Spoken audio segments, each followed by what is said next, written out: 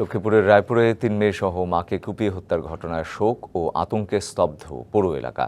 ঘটনার পর গণপিটুনিতে প্রাণ গেছে হামলাকারীরও।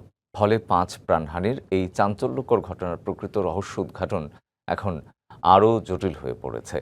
এরই মধ্যে ঘটনাস্থল পরিদর্শন করেছেন পুলিশের ঊর্ধ্বতন কর্মকর্তারা। আলামত সংগ্রহ করেছে সিআইডির ক্রাইম সিন ইউনিট, তবে এখনও কোনো মামলা হয়নি। বৃহস্পতিবার রায়পুর পৌরসভার গোডাউন রোড এলাকার বাসায় হামলা চালিয়ে হত্যা করা হয় শাহিনুর বেগম ও তার ৩ মেয়েকে। পরে বিক্ষুব্ধ জনতার গণপিটুনিতে নিহত হয় অভিযুক্ত অন্তর মজুমদার। বিষয় আরও জানব, লক্ষ্মীপুর থেকে সরাসরি যুক্ত হচ্ছেন সহকর্মী সুমন উদ্দিন শুভ। সুমন, ৫ জন হত্যাকাণ্ড হলো, আমরা যেটি দেখেছি যে সারাদিনই কালকে এটি আলোচিত হয়েছে এবং অভিযুক্ত যে হামলাকারী সেও আসলে গণপিটুনিতে নিহত হয়েছে। এখন পর্যন্ত আমরা এটি জানি, নতুন কিছু জানা গেল কিনা? এই মর্মান্তিক ঘটনা কেন ঘটলো, কেন পুলিশ আসলে কোনো কিছু উদ্ধার করতে পেরেছে কিনা সেটি যদি একটু শুনি।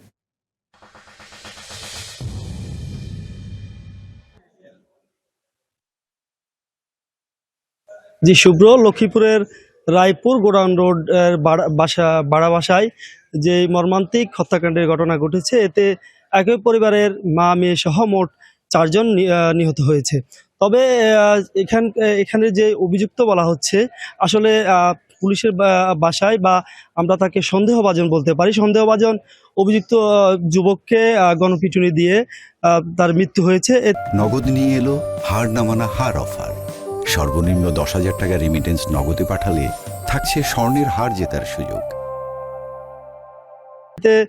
মোট মৃতের সংখ্যা দাঁড়িয়েছে ৫ জন। তবে পুলিশ যেটি জানিয়েছে, এখন পর্যন্ত এই ঘটনায় কোনো ধরনের মামলা হয়নি এবং যে সন্দেহভাজন যুবক তার মৃত্যু হওয়ায় এই রহস্য উদ্ঘাটনে আসলে অনেকটাই জটিল হয়ে পড়েছে।